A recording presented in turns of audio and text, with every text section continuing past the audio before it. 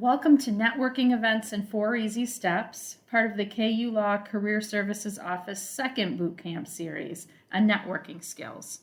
I'm Heather Spielmaker, the Assistant Dean for the CSO. What is networking and why should you care?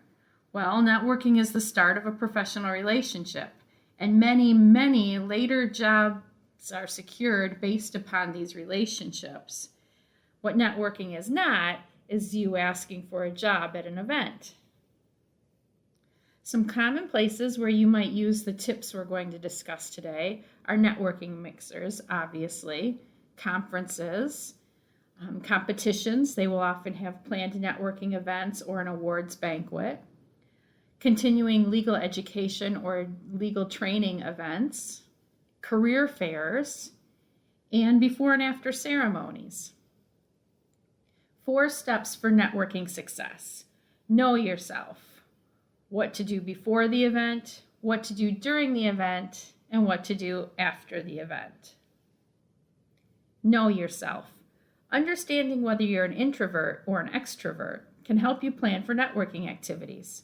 Introverts are often re-energized by downtime and may need a quiet place to reorganize their thoughts. I'm like this.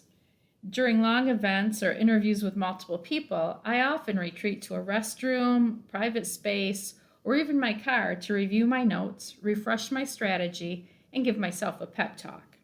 If you think you may be an introvert, plan restroom breaks at regular intervals to reassess your networking plan. Before the event, this is actually when most of the work happens. Consider ordering business cards, even as a student. Ask the event organizer for a guest list.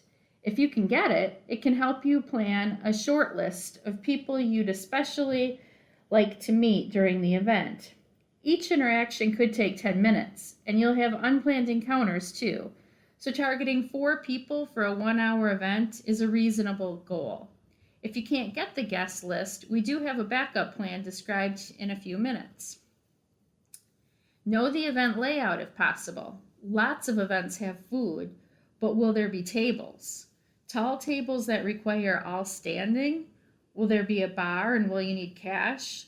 Where are the re-energizing rooms? Well, let's call it what it is, restrooms for the introverts. Next, practice your elevator pitch, which is described in a separate presentation in this Boot Camp 2 lineup. Also, plan conversation starters for your planned connections and general topics for the unplanned encounters.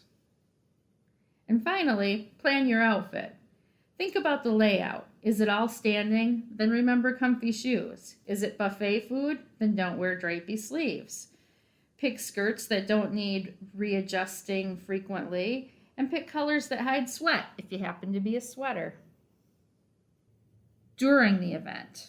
If you couldn't get a guest list, arrive right on time, not early, and see if you can get a look at the guest list or check out the name tag table so you can pick the individuals you'd like to be sure you connect with. Reading the room. This requires you to pick up on body language and nonverbal cues. How do you know which groups to enter and which are in private discussion? One rule of thumb is to look at the cluster itself. If the people are standing in a U shape, they are likely open to new people joining in. If they are in a tighter circle, you might want to hold off on jumping in. Remember to join groups gracefully. Wait until anyone speaking is finished, then introduce yourself. Stay on their topic if they have a current discussion going. If they are standing there in silence, then try one of your pre-planned topics. And remember to exit gracefully. Let these people know that you've enjoyed meeting them and offer them your business cards if it seems appropriate. Be sure to offer the business cards to all, even if there's a judge there and it's the only one you really were worried about making sure gets your business card. Be ready to receive cards in return. Be sure to make notes about what you discussed with each of these people on the backs of their business cards. Another thing to be ready for, clingers. Lots of people are nervous about networking. With all of these great tips, you'll probably look like a pro, so others might try to cling on to you. If you notice this happening, it might be okay to just go with it. Maybe you'll make a friend. But if you think it's seriously cramping your game, try excusing yourself for a restroom break. If it persists, try offering your hand to shake as you let them know that it's been great meeting them and that you have a couple other people you were hoping to meet. Hopefully, this gets you out of it. And finally, manage your food and drink. Food can be tricky at these events. If there aren't tables, it can be hard to logistically even eat. It can also be awkward if a person you really wanted to meet walks up when you have a mouthful of food. Then there's the worry of getting something stuck in your teeth. Generally, it's a good idea to only take 1 or 2 items at a time so you can finish quickly and go back to networking without worrying about logistics. Pick stuff that's easy to eat. After the event. If you haven't already started one, now is a great time to start a contacts database or spreadsheet. List the name and contact info of people you met and details about what they do and what you discussed. You'll be adding to this throughout your enrollment at KU Law. For people you spoke with at length, consider sending a handwritten or email thank you. It's always a great idea. Judges especially love handwritten thank yous. And finally, plan to send email updates once per term to all these contacts.